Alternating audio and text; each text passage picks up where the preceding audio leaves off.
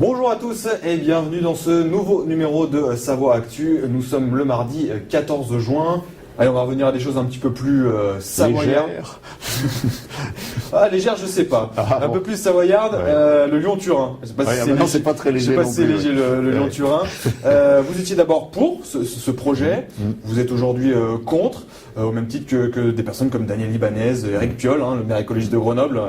Un trio assez inattendu. Insolite, évidemment. Vous menez le même combat, tous les trois? Non, on mène pas tout à fait le même combat, probablement.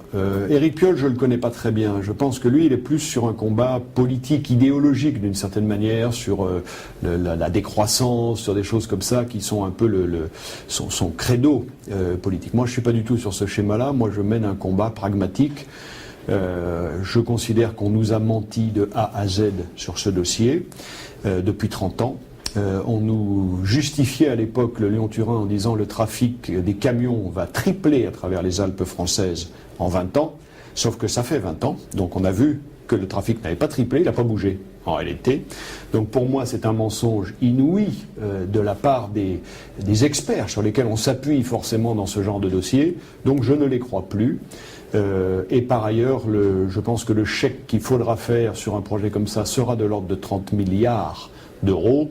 Et je ne crois pas une seconde que ni le gouvernement italien, ni le gouvernement français, et probablement pas non plus l'Union européenne, aura les moyens de le faire. Donc je pense que, si vous voulez, c'est un projet qui a eu probablement qui a été l'objet d'une vraie intuition dans les années 80. Le monde a complètement changé depuis les années 80. Je rappelle chaque fois que Perfit a écrit « Quand la Chine s'éveillera » en 78. Donc la Chine, elle s'est non seulement éveillée, mais elle n'a pas été la seule. Mais vous savez, les centres de consommation, de production ont été chamboulés à travers le monde, et nous, on considère qu'il faut toujours faire passer les marchandises au même endroit. C'est totalement absurde, et je pense que ce projet ne se fera jamais. Oui, la suite justement, c'est quoi pour vous? C'est tout abandonner, arrêter les engins, arrêter... Moi, j'ai ma voix, j'essaye de la faire valoir. Je le fais jamais dans des conditions violences. C'est pour ça que je suis jamais dans les manifs avec les notables ou les gens comme ça. Bon, moi, c'est pas du tout mon style, même si au fond, on défend d'une certaine manière le même objet. Je continuerai à plaider sur ces arguments-là. Je considère que Daniel Ibanez, qui est pourtant pas un ami politique, est celui qui, de loin, en Savoie et probablement même ailleurs, connaît le mieux le dossier.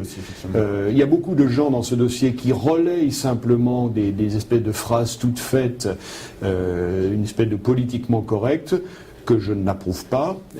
Voilà, mais après, je ne peux pas faire plus que ma petite voix dans ce concert.